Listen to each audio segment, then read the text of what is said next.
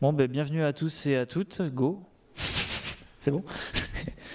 On va parler de karaté avec Benoît. Donc, comme vous en avez déduit de nos corpulences, on ne va pas faire un cours d'art martial, parce que sinon on aurait un peu de mal. Mais on va faire plutôt, on va vous présenter comment on est tombé un peu amoureux de cette librairie pour faire des tests de haut niveau du coup et d'API REST. Donc, surprise, vous découvrez ce slide ce soir. Donc, on travaille tous les deux chez Electra. On fabrique ce genre de grosses machines là, et des logiciels qui vont tout autour. Donc, je suis Nicolas Comé, je suis développeur chez Electra du coup depuis 5 ans maintenant. Et Benoît est mon tech lead.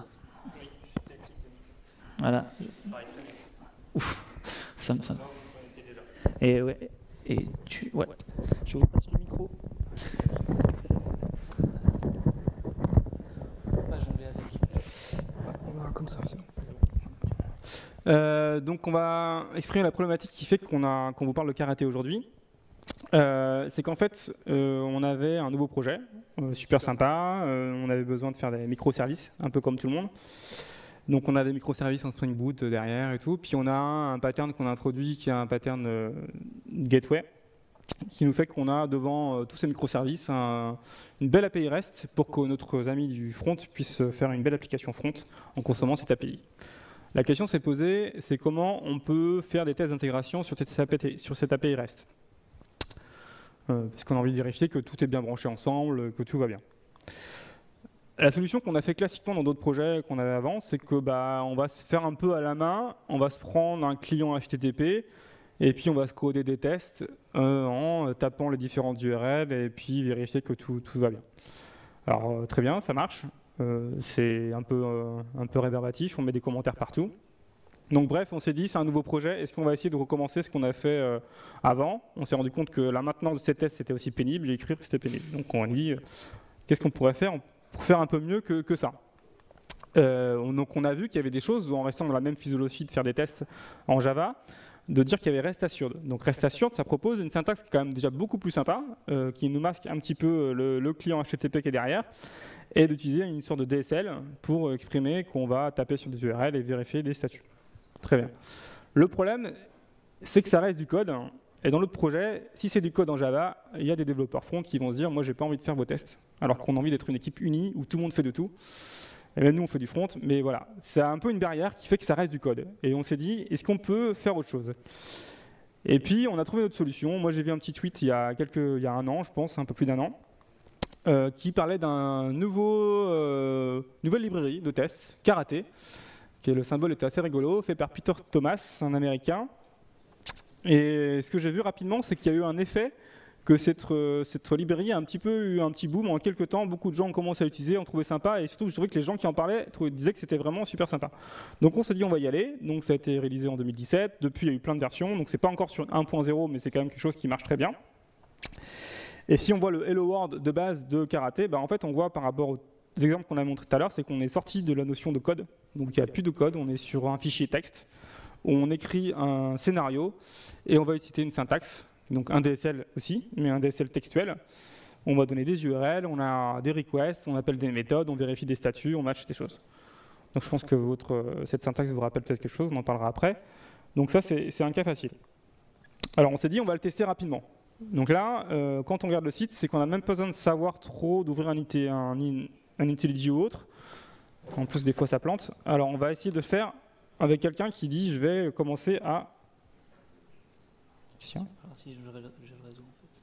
Non, t'as pas raison, je touche pas. Mais tu pourras pas l'appeler. Ah oui. En fait, l'API REST, ça marche mieux avec Internet. Alors, on va juste regarder. Ah oui, bien sûr. Je vais partager ma connexion de mon téléphone. Vas-y, celui-là. Ok, on verra si ça marche. Ok. Attends, ça connecte. Donc, en fait, quand on va sur le site de Karaté, le site GitHub qui est ici, donc on a cet exemple-là, et on voit qu'il a 1000 étoiles, et on espère qu'on aura Internet, sinon on va demander à Lilian de nous filer d'écrire quelque chose. Je l'ai perdu tout à l'heure. Ah, t'as perdu Internet? Ouais. C'était quoi? C'était sur Réaumur ou c'était sur NP? C'était sur Réaumur. Hop, voilà, c'est bon, t'es connecté. Non, je crois pas. puis il relance peut-être. Il relance, et mon téléphone ensuite. Je suis sur Emu. Là, en dessous, ouais. Putain. Ok, Voilà, c'est bon. on va voir si ça marche. Ok, ça marche. Est-ce que Nicolas a un bon forfait téléphone? Pas sûr.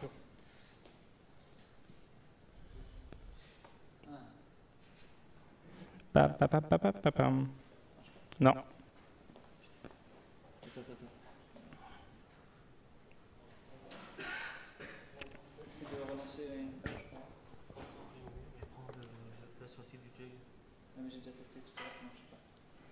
De quoi? Mais j'ai pas assez de bord de check. De quoi? Ouais. T'es sur les murs? Ok, très bien.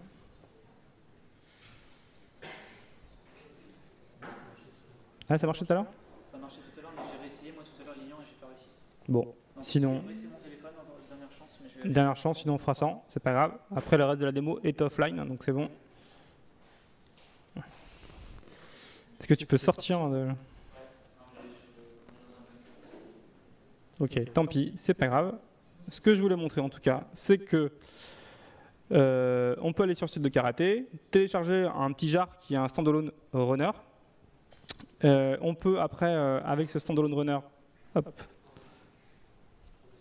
Non, je suis pas sûr, ça ne marchera pas, je pense. Non, c'est mort. Tant pis, c'est pas grave, on va avancer. Alors, ok, donc là en fait, on peut télécharger un jar qui est un standalone runner. Et on peut, avec ce jar, karaté.jar, on peut lui mettre une feature en appel. Donc je vais pas le faire.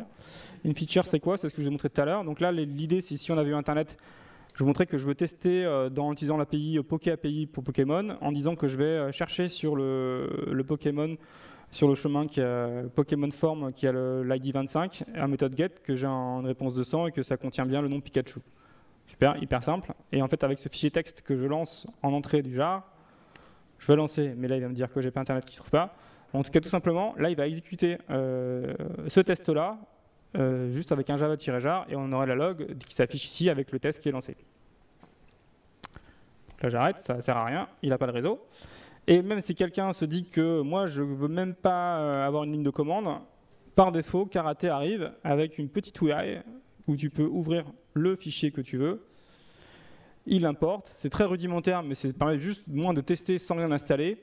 Et ici, je peux cliquer sur Run, et bon là, ça ne marchera pas, il n'y a pas Internet, et je peux lancer le test ici directement et voir le résultat. Donc là, ça montre juste que pour juste le coût d'entrée pour tester, juste écrire un fichier, le lancer, c'est pas grand-chose. Vous pouvez facilement le faire. Je te laisse là. Merci. Donc ouais, si ça vous a certainement un petit peu parlé, c'est que en fait, Karaté, c'est basé sur une syntaxe Gherkin. Et Gherkin, vous en avez peut-être fait si vous faites du BDD, par exemple, du BDD, voilà. Et ouais, behavior driven, je sais pas, quelque chose. Voilà, development, ouais. Du coup, alors, pourquoi les tests avec Karaté? Parce que, comme on l'a dit, on a trouvé ça facile à écrire, à maintenir. Plus important, on a réussi à faire développer des gens qui ne voulaient pas forcément développer parce qu'ils n'étaient pas forcément développeurs.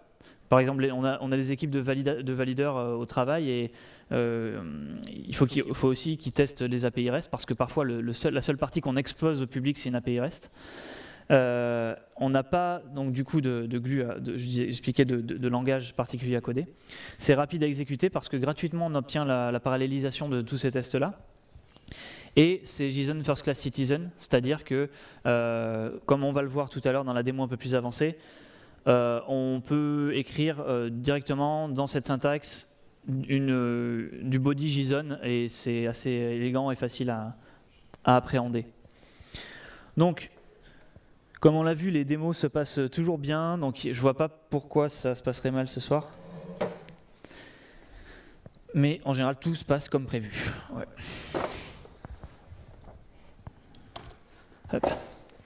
Donc je vais passer dans l'IDE. qui est là, et qui marche. Ouf. Ouais, ok.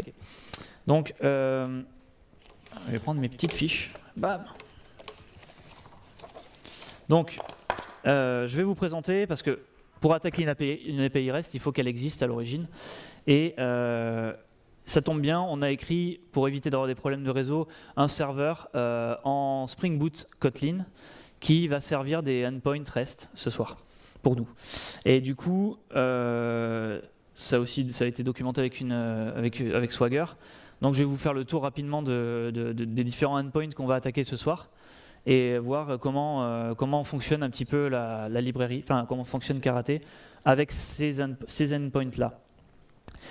Donc comme on s'est dit que Karate, ça se prêtait pas mal aux films d'action, etc., on a fait un serveur qui comporte des endpoints sur les films, donc movies, des endpoints sur les acteurs, et en fait on peut voir et venir consulter et rajouter des acteurs à des films. Voilà.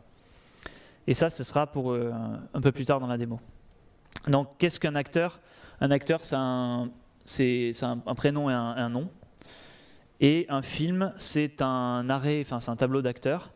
Ça a un ID unique généré par le serveur et ça a un titre. Voilà. Donc, comme on l'a dit, c'est assez intuitif en fait d'écrire un test sur un endpoint avec Karate. Quand je parlais de 0 glue code, je vous ai menti. Mais non, en fait, il y a juste ça. Voilà. C'est la seule ligne de code que vous verrez, et c'est du Kotlin, donc en plus c'est assez court. Mais vous pouvez faire la même chose avec du Java, hein, mais là c'est juste une classe. Et on voit un runner ici. C'est karate.class, c'est fourni par Karate. Et après vous touchez plus à rien. Ensuite ça se passe dans des packages. C'est-à-dire qu'on va venir tester les différents endpoints que je vous ai présentés tout à l'heure, acteurs et films, et on va de manière assez naturelle venir écrire, enfin comme on l'écrirait dans un package, par exemple pour tester les films.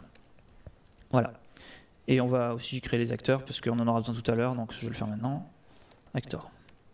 Donc, dans les films, alors comment fonctionne Karate? Karate, si vous avez un peu le travail avec des fichiers de ce type-là, c'est des points features, un peu comme Gherkin. Mais là, ça va être interprété par le moteur Karate. Donc si je crée par exemple une feature qui s'appelle Movie, voilà, peu importe, je vais pouvoir venir écrire directement, attaquer mon DSL. Donc il y a des mots-clés importants qu'il faut connaître. Si vous avez fait du Gherkin, vous les connaissez certainement, mais il y a une syntaxe qui vient enrichir la syntaxe Gherkin pour les tests d'API REST. Donc tout commence par une feature. Vous avez la complétion en plus, parce que grâce au plugin de l'IDE. Donc on va dire qu'on travaille avec les films. Voilà. Ensuite, quand on commence à faire, quand on attaque forcément un endpoint, il faut commencer par décrire l'URL, enfin l'endpoint, en l'occurrence celui qu'on veut attaquer. C'est plutôt logique. Donc pour ça, en fait, on a ce qui s'appelle background. Il faut que vous le voyez un petit peu comme le before test de vos tests unitaires en fait. C'est quelque chose qui va être réexécuté, enfin réinterprété à chacun des scénarios qu'on va écrire. On va voir ce que c'est qu'un scénario plus tard, mais pour l'instant il y a background. Donc en fait on peut dire qu'une URL c'est par exemple http://localhost sur le port 8080 parce que je sais 8080 parce que je sais que mon serveur tourne à cet endpoint là. Donc voilà. Ça, c'est juste le prérequis. J'ai rien besoin d'autre. Ensuite, j'écris, je vous ai dit, un scénario. Donc là, il faut que je décrive. Donc je vais créer, par exemple, en premier dans mon API REST, un film et je vais le récupérer. Donc, voilà. Maintenant, la syntaxe Karate est assez élégante parce que, comme je vous l'ai dit, il nous préfournit des termes du syntaxe du langage, en fait, et un DSL, dans DSL il y a D, et D ça veut dire domain, et en l'occurrence le domaine du DSL Karate, c'est HTTP, et REST en l'occurrence. Et par exemple, le mot-clé URL, ça a été écrit par la personne qui a écrit la librairie pour que vous n'ayez pas à vous soucier d'écrire en fait avec une autre librairie qu'on a évoqué, un truc un peu plus compliqué, quoi. Donc si je mets le premier mot-clé, c'est given. Donc on dit given, voici le chemin à partir de l'URL racine. Voici le chemin que je veux attaquer. Donc je dis, je veux attaquer dans mon API les films. Donc je dis, concentrons-nous sur les films, given pass movies. Quand je vais faire une requête, par exemple avec un body, donc si je fais un body qui contient un titre, c'est comme ça, Karate Kid, par exemple. Je ferme la collade.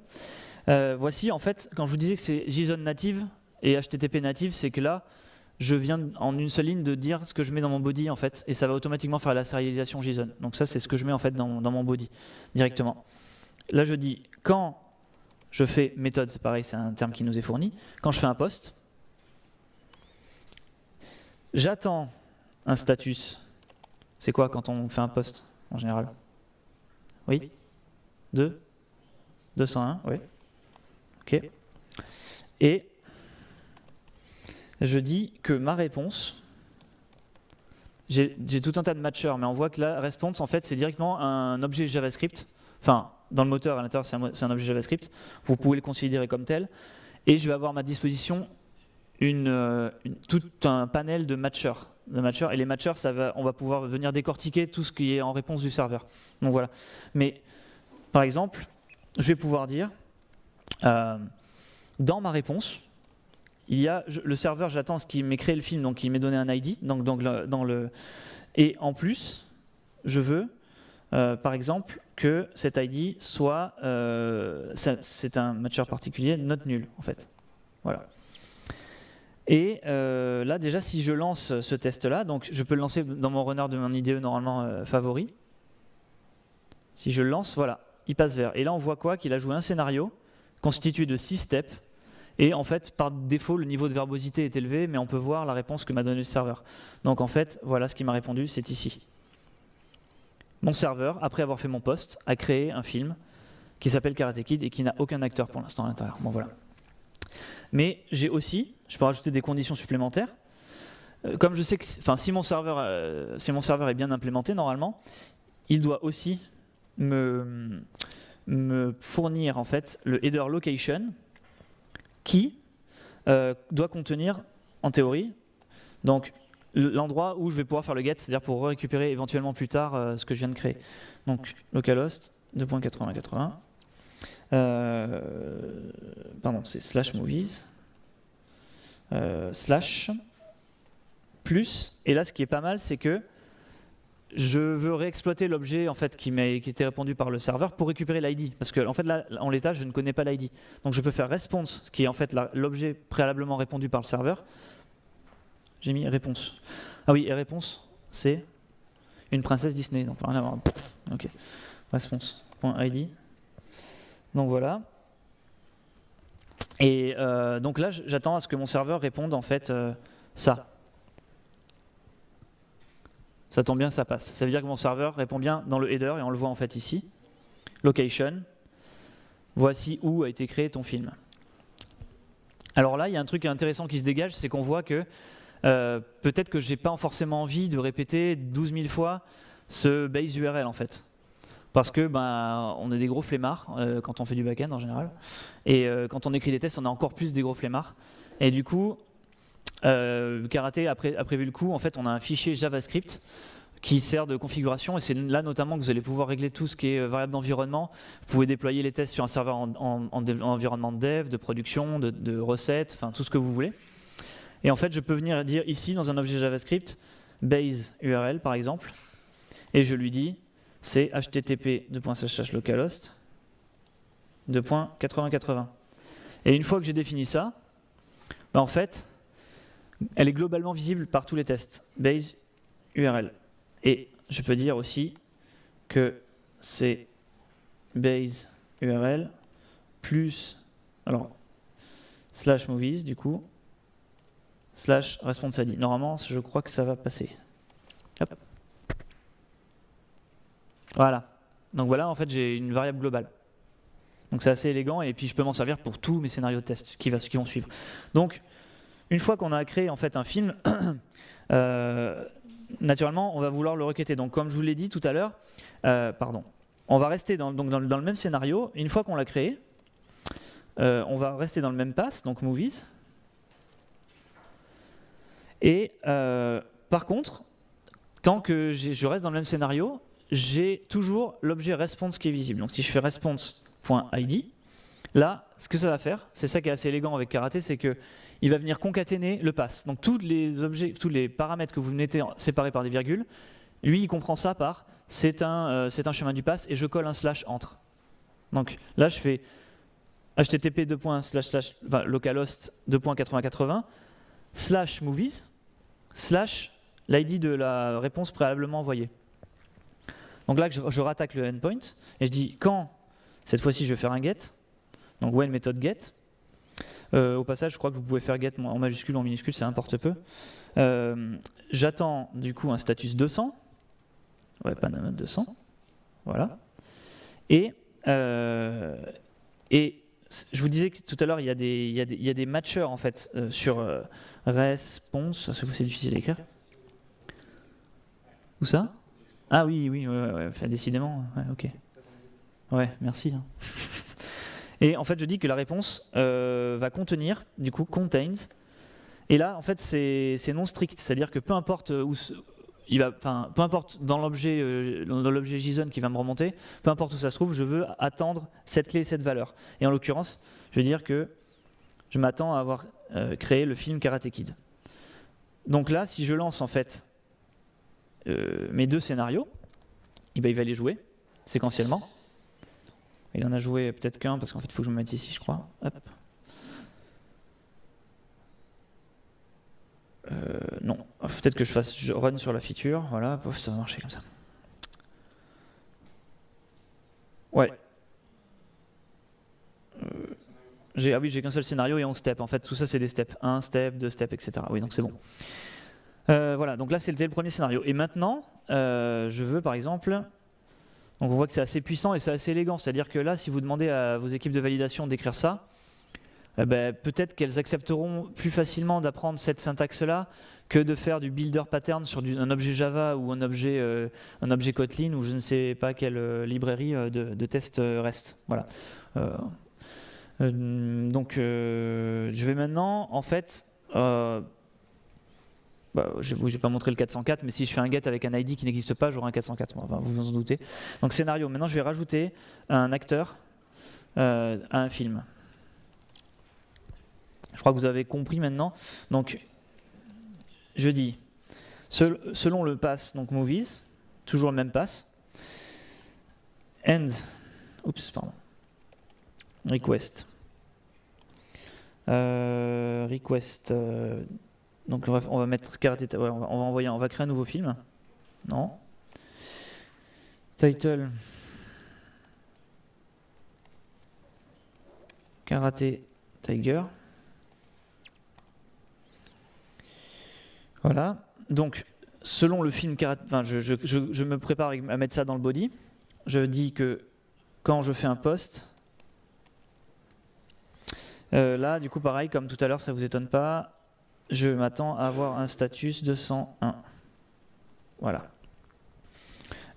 Mais là maintenant, je vais vouloir en fait rajouter un film, enfin un acteur plutôt à ce film-là. Donc je vais dire, selon le pass, donc movies, virgule, et là en fait, comme je vous le dis tout à l'heure, je peux faire un response.id, response, merci. C'est incroyable quoi. Response ID et actors. Là, je vais pouvoir donc du coup faire end request. Je fais en fait j'appelle un post sur ce endpoint. Ah non, pardon, j'ai oublié le body en fait. C'est end request du coup. Ouais, je vais mettre. Voilà. Donc là, je dis, je vais rajouter au film Karate Tiger en fait un acteur dont le prénom est Jean-Claude Van Damme. Alors je sais, je vais vous épargner en fait l'écriture. Voilà, JCVD. Je vais faire donc du coup quand je fais end request ou end method post, je vais dire j'attends avoir un statut 201. Créer. Et là, en fait, je vais vouloir en fait récupérer mon film. De nouveau, par exemple. Given pass movie. Et là, j'ai un... Pardon ? Movies, pardon. Ouais. En fait, là, il va se poser un problème. Parce que, je vous ai dit, l'objet response, il n'a de durée de vie que chaque requête. Donc là, en fait, si je voulais récupérer l'ID du film, je l'ai perdu parce que ce post ici me renvoie un 201, mais ne me renvoie pas... D'ailleurs, c'est un 200, je crois qu'il me renvoie celui-là. Je vais me faire tromper. Voilà. En fait, là, à l'issue de cette requête, mon objet response, qui est la variable en fait, qui va recevoir à chaque fois le body du retour, ne sera plus disponible. Et du coup, je suis bloqué. Mais heureusement pour nous, en fait, il a mis à disposition des variables intermédiaires. Donc, on peut faire un movie ID, par exemple, qui est en fait response.id. Donc là, l'objet response est encore en vie, on va dire. Enfin, plutôt est populé par la réponse précédente. Et ici, je peux utiliser response ID, mais en fait, je peux utiliser directement movie ID parce que je veux qu'elle reste un peu plus longtemps. Et ici, c'est pareil. Donc, je vais pouvoir faire movie ID. Et là, normalement, si je fais un when method get, je peux faire then status 200. Et là, je peux dire end match response. Et là, comme je vous le dis, il faut le considérer un peu comme un objet JavaScript. Donc je peux dire que parmi les acteurs de la réponse de mon film, je vais pouvoir regarder que dedans, il y a bien un acteur dont le prénom est Jean-Claude et le nom est name Vandamme. Donc là, si je rejoue en fait ce scénario-là, add an actor, on a vu, et bien voilà, tous les tests sont passés. Ça veut dire qu'en gros, j'ai réussi en fait à rajouter mon acteur, à rajouter mon acteur et à récupérer à l'aide de cette variable en fait que je me suis passé de scénario en scénario. Voilà. Du coup, maintenant, pour vous montrer des fonctionnalités un peu plus avancées sur des matchers, très rapidement, je vais en fait attaquer le endpoint des acteurs. En fait, le endpoint des acteurs, c'est une vue différente, on va considérer ça comme une vue différente. Ça va agréger tous les acteurs qui sont dans tous les films que j'ai créés. Et en fait, pour des besoins de simplicité, j'ai écrit avant la démo en fait une feature qui s'appelle Karateflix et qui est un recueil de plein de films en fait avec plein d'acteurs. Et donc là, je les injecte avec la même syntaxe et je vais les rajouter. Donc Kickboxer, etc. IP-Man, voilà, Furie du Dragon, etc. Que des bons classiques. Donc là, en fait, si je la joue, mon serveur, il est... Voilà, en fait, là, je viens d'injecter tous mes films avec tous mes acteurs. Et d'ailleurs, si je vais voir par Swagger, c'est de manière élégante, je peux venir faire /movies, un get. Et si je fais try it out et que je fais execute, normalement, voilà, on voit qu'il m'a bien injecté tous mes films avec tous mes acteurs à l'intérieur. Donc voilà. Donc vous me croyez que, bon, j'espère que le serveur fonctionne, j'espère. J'ai pas montré avant, donc j'ai peut-être triché, on sait pas. Et du coup, voilà, et là je vais attaquer le nouveau endpoint des acteurs. Actor.feature. Et là, je vais du coup créer une nouvelle feature. Tout commence par le mot-clé feature, je vous l'ai dit. Donc retrieve all actors. Et background, toujours pareil. J'ai toujours mon URL. Alors là, je dis que c'est toujours base URL parce qu'elle est globale. Et en fait, là, je viens de la jouer, mais ce que j'aurais pu faire aussi, plutôt que de la jouer manuellement, j'aurais pu dire, c'est là que c'est intéressant, j'aurais pu faire un call read, et en fait, j'ai accès au ClassPass ici. C'est-à-dire que je peux, si je fais ClassPass, karateflix.feature, ce qui va se passer, c'est que avant chacun de mes tests, alors je peux régler ça plus finement, je peux dire une seule fois pour tous les scénarios, ou une fois à chaque scénario, je vais venir injecter mon jeu de données. Donc ça veut dire que c'est intéressant, je peux non seulement écrire des features de test d'un certain endpoint, mais en plus je peux les appeler en prérequis du test d'un autre endpoint. Et il va les jouer en prérequis des tests que vous allez pouvoir jouer après. Donc en fait, il appelle cette feature-là avant de jouer tous les scénarios que je vais écrire. Donc là, je peux faire un nouveau scénario. Get on actors. sur le endpoint différent. Donc je vais dire given pass actors, when method get, then en premier on va dire status 200 on va commencer de manière classique. Et là je peux dire, j'ai aussi en plus des matchers j'ai des assertions. Donc je peux dire end assert, response, oui c'est bon ça marche, length est strictement supérieur à 0. Donc là en fait je regarde qu'il y a au moins un acteur dans mon serveur. Donc si je lance ce test, on voit qu'il passe. Et en plus, là, il vient de me réinjecter les acteurs. Donc en fait, comme je suis un idempotent, je les réinjecte autant que je veux. Le serveur va juste me régénérer un ID pour chaque film. Et il n'y a pas de souci. Voilà. Et je peux dire aussi, dans les matchers, endMatch, response, contains. Et là, en fait, comme je viens d'injecter tout un tas d'acteurs, je ne sais pas trop lequel chercher. Tu aurais une idée de quel acteur chercher ou pas? Chuck Norris. Bon, Chuck Norris, c'est pas mal dans tous les films. Alors, bon, first name. Chuck.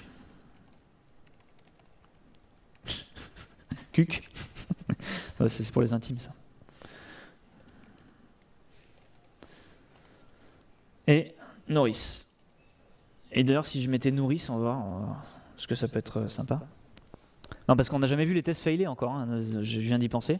Voilà, là, on a un fail de test. Alors, il est très verbeux, on peut le simplifier, mais on voit en fait qu'il dit tu as un scénario qui a fail, et la réponse, j'attendais qu'elle contienne Chuck, j'attendais que dans le body, je trouve un acteur qui s'appelle Chuck Norris, et ce n'est pas le cas. Donc voilà. Et il dit, en plus, voici tous les acteurs que j'ai trouvés, et je ne l'ai pas trouvé parmi ceux-là. Donc en fait, si je mets Chuck Norris, que je relance le test, bon, il est dans un film, heureusement, on a de la chance. Donc voilà. Et après, ça c'est des cas d'exemple, on va dire un peu simples, mais dans la réalité, souvent, il y a des cas un peu plus complexes, et souvent, quand on tape sur un serveur, il faut être authentifié, parce que bon, on n'est pas dans le monde aussi des API publiques, on sait que dans les API, on a des API privées qui requièrent une authentification dans la vraie vie. Et du coup, pour vous montrer, je vous ai parlé tout à l'heure du fameux endpoint en fait, qui était là, qui s'appelle Secret. Donc on ne sait pas ce qu'il y a dedans. Et moi je sais que, parce que je connais le serveur, c'est moi qui l'ai écrit, je sais qu'il faut être authentifié. En basic auth en plus. Donc je le sais ça. Du coup, je vais écrire une nouvelle feature qui s'appelle secret.feature. Pour vous montrer un peu comment ça peut fonctionner. J'ai pas eu un problème là? Ah c'est bon. Secret feature. Donc voilà. Donc feature. Je vais mettre trying to discover the secret. Background. Donc là, toujours pareil. Étonnant, je vais mettre base URL. Et je vais faire mon scénario. Donc mon scénario, c'est appeler le endpoint special. Donc du coup, je vais faire given pass secret when method get then status 200. Et là, je lance ce test. Et là, ça me dit quoi? Ça me dit t'attends un 200 et mon gars, t'as eu un 401. Et pourquoi? 401, c'est not authorized. Donc je sais que je ne suis pas authentifié pour aller consulter cette ressource. Fail, full authentication is required to access this resource. Donc là, vous allez me dire, ben, on est dans la vraie vie, ben, on va être confronté à ce genre de ressources plus d'une fois.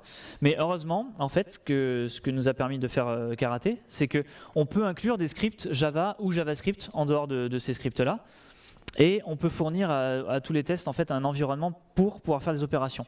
Ça tombe bien, ici j'ai une petite fonction JavaScript qui prend un username, un password, qui colle le 2.entre, qui l'encode dans base64 et qui le retourne pour être prêt à être placé dans un header. Et le header en l'occurrence que je vais envoyer c'est autorisation. Donc je reviens à mon scénario et là en fait avant chaque appel vers la syntaxe. Wow. La syntaxe Karaté permet d'allouer ce nouveau mot-clé, donc c'est header. Je vais dire autorisation. Donc là je dis, popule-moi le header autorisation, mais avec quoi? Mais je vais lui dire, tu me lis, en fait, le fichier qui est juste à côté JS, tu me le compiles, tu me l'interprètes plutôt, authentication.js. Donc il est à côté. Là, j'aurais pu le mettre aussi en classe pass, mais je l'ai mis à côté du test. Mais vous pouvez le mettre où vous souhaitez. Et là, je lui dis en plus, en paramètres, qu'est-ce qui se passe? Ah oui. En paramètres, je vais t'envoyer mon username et mon mot de passe parce qu'il faut forcément lui envoyer quelque chose. Vous pouvez très bien lire dans des variables d'environnement, mais moi je vais les écrire en dur. Mais en prod, quand vous avez des tests, il vaut mieux les mettre dans les variables d'environnement. Donc, je dis username sensei et password such wisdom. Bon, je viens de vous donner mon mot de passe en clair, donc pour ce endpoint qui ne sert pas à grand chose. Et là en fait, je vais dire, maintenant que j'ai ouvert le sésame de secret, on peut avoir le mot print pour afficher quelque chose dans la console plus facilement. Je vais dire, quel est le secret émettre?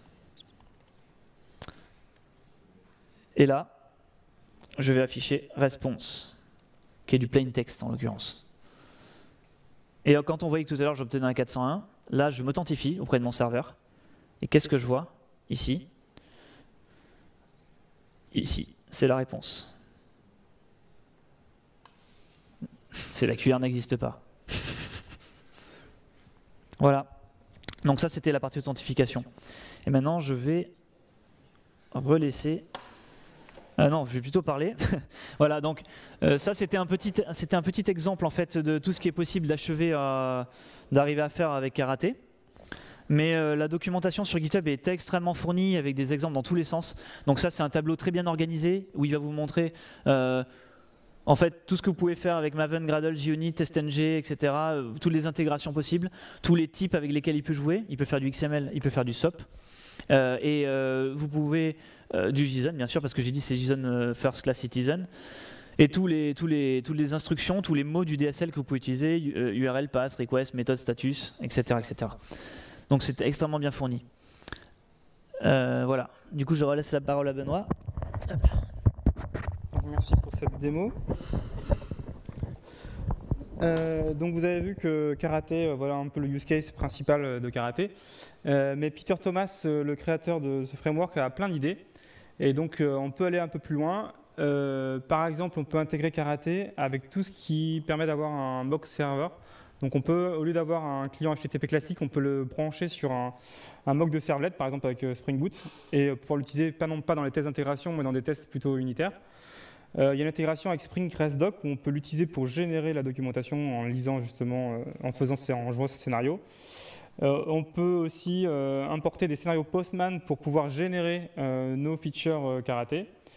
Ça supporte aussi SOAP, donc s'il y en a qui ne font pas forcément du REST, on peut aussi. Et sur la même chose qu'on a avec le JSON, on a du XML avec des matchers. Donc c'est même pour tous les cas. Et il y a aussi une dernière utilisation qui pour moi est intéressante, c'est qu'on peut utiliser ces features comme scénario Gatling. Donc Gatling, pour ceux qui connaissent, c'est un injecteur de charge qui permet de faire des tests de performance. Donc là on est encore sur un autre thème au niveau des tests de performance. Et c'est du Scala, donc c'est un DSL Scala qui est utilisé pour faire ces scénarios. Et peut-être qu'on n'a pas envie de multiplier les connaissances de DSL, et donc on peut facilement utiliser ces features. Alors on va essayer de voir si ça marche. Donc c'est encore quelque chose qui est encore expérimental. C'est sur les dernières versions de Karaté. Donc là, on va switcher un petit peu. Hop.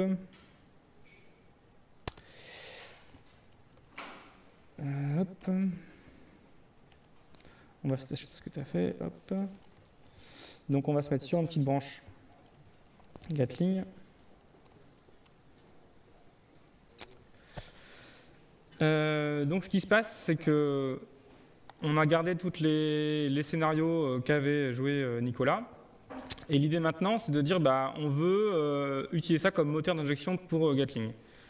Alors comment ça marche Gatling? C'est des simulations.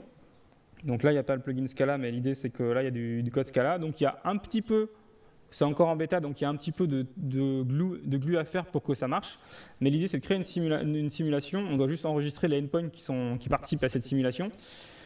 Et ici, on peut voir qu'on peut créer un scénario en important les features qui ont été créées par Nicolas.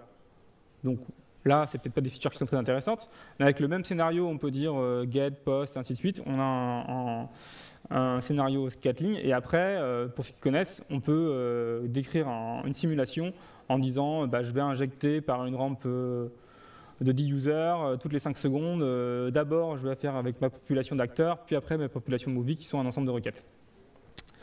Et ensuite, juste en lançant ça, donc là, je suis dans le même projet. Donc là, voilà, c'est vraiment un projet de test assez complet où j'ai à la fois mes scénarios que j'ai pu jouer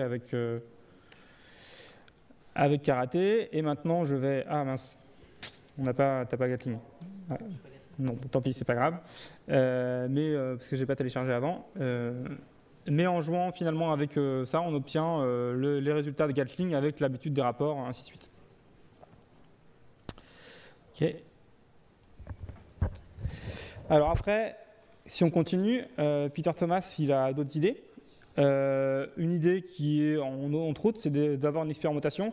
Donc là, je ne peux pas voir, mais c'est d'utiliser Karaté DSL pour piloter le browser. Alors là, on est encore sur un autre type de test. Je ne sais pas si c'est une très bonne idée, mais c'est toujours à la base du même DSL. On va pouvoir aller piloter un Chrome, des Firefox, et ainsi de suite. Et après, il y a un autre projet sur Karaté, donc il est basé aujourd'hui exclusivement sur Cucumber en interne. Donc c'est pour ça que c'est assez natif même dans IntelliJ, parce qu'il y a tout ce qui est intégration de plugins. Mais par contre, Cucumber au niveau Java, par exemple, au niveau JVM, on sait que le projet il avance un peu moins vite. Il ne supporte pas forcément les toutes dernières versions de Java. Et donc il y a une expérimentation pour sortir Cucumber et implémenter son propre parseur de syntaxe Gherkin. Donc ça ne change rien pour l'utilisateur, mais pour lui, pour Peter Thomas qui fait le framework, ça lui permet de se libérer un petit peu de cette pierre en dessus qui a permis de construire le framework, mais peut-être de s'ouvrir d'autres possibilités et peut-être d'autres évolutions qui aujourd'hui est un peu plus bloqué par rapport au projet Cucumber. Donc voilà, merci pour avoir assisté à cette conférence. Désolé pour les problèmes de réseau ou autres au niveau des démos. En tout cas, j'espère que ça vous a plu. Si vous voulez voir la démo avec des démos qui marchent, vous allez venir à BDX.io parce qu'on est aussi là pour le présenter. Et donc voilà, merci beaucoup.